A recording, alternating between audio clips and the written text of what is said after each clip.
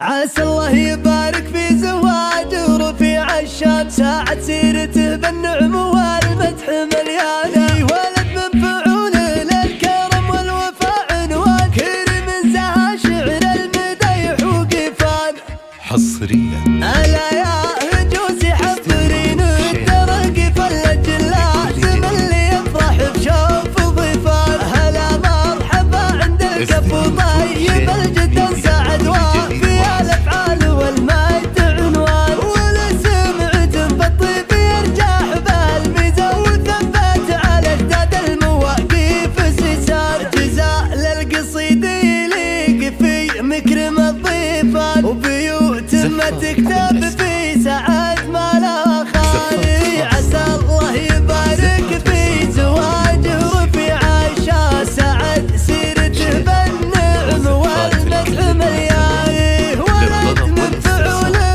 للكرم والوفاء عنوان، كريم زها شعر المدايح وقفان، امامه مواقفهم تداول بها العربان، تعز الخوي بالطيب وتجازي احسان.